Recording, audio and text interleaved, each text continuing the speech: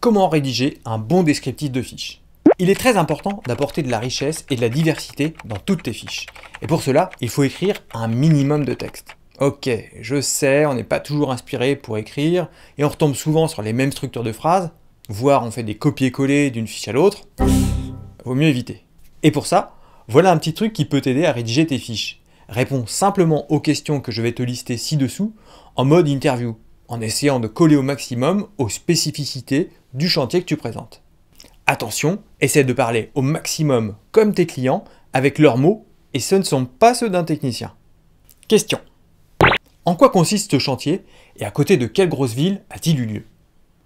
C'est tout bête, mais répondre à cette question t'oblige à synthétiser, en quelques mots, en quoi ton intervention a consisté. C'est une sorte de résumé, mais attention, ce n'est surtout pas un copier-coller du titre. D'ailleurs, tu as plus de place pour t'exprimer. Profites-en. La mention de la grosse agglomération à proximité permet de drainer un public plus large que celui concerné par la commune du chantier, surtout s'il s'agit d'une commune rurale. Quels étaient les besoins, les problèmes, les attentes du client? Là, l'intérêt, c'est de clarifier le constat de départ. C'était quoi le besoin? Et en faisant ça, tu vas intégrer dans ton texte des mots-clés qui sont ceux des clients lorsqu'ils sont face à un problème ou à un souhait. Comment as-tu répondu à ces besoins? Ici, tu vas pouvoir décrire techniquement ce que tu as fait. Quelle installation, quels appareils, quelles solutions, en justifiant tes choix. Justifier tes choix, c'est important car là, tu vas nécessairement répondre aux besoins des clients. Quels sont les bénéfices tirés par le client après l'intervention? Sur ce point, tu vas encore pouvoir évoquer toutes les attentes des clients. Confort, économie d'énergie, embellissement, etc. De quelles aides le client a-t-il pu ou aurait-il pu bénéficier? Bon, là c'est très clair. Il s'agit de mentionner toutes les aides possibles concernant ce type d'installation. Bien entendu, ça ne fonctionne que pour les activités subventionnées. Mais c'est aussi l'occasion de placer des mots-clés comme tarif, prix, aide, etc. qui sont des mots-clés récurrents dans les requêtes clients.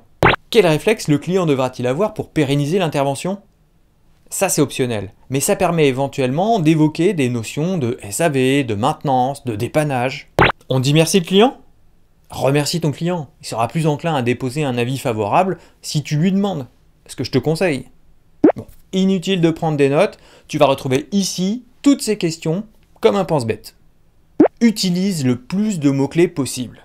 Les mots-clés sont importants. Par exemple, si on parle d'une installation d'eau chaude sanitaire, on peut dire que les mots-clés associés sont cumulus, ballon d'eau chaude sanitaire, ECS, etc. Notre langue est si riche qu'on ne peut jamais prévoir ceux qu'un client va choisir. Le mieux est donc de les utiliser tous. Et pour ça, il faut bannir au maximum l'implicite du texte en le remplaçant par nos mots-clés. Mais pas d'inquiétude, c'est pas un cours de grammaire. Mais voici un exemple concret dans lequel on va remplacer tout ce qui est implicite par des mots-clés explicites. Voici le mini-texte qu'on va transformer. Nous avons installé une chaudière à granulés en remplacement d'une ancienne au fioul qui tombait souvent en panne. La nouvelle est capable de produire de l'ECS, etc. Bilan, 4 mots-clés. Voyons si on peut faire mieux. Nous avons devient notre équipe de plombiers chauffagistes spécialistes du chauffage au bois et certifiés RGE Calibois a installé une chaudière à granulés. Après chaudière à granulés, on va ajouter Pellet et préciser de marque Okofen, on aurait même pu ajouter le modèle. En remplacement d'une ancienne, là on précise chaudière, au fioul, qui tombait souvent en panne.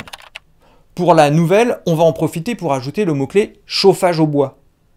Donc ce nouveau chauffage au bois est capable de produire de l'ECS. Et là, on précise entre parenthèses qu'il s'agit d'eau chaude sanitaire. Nouveau bilan, 12 mots-clés. Voilà.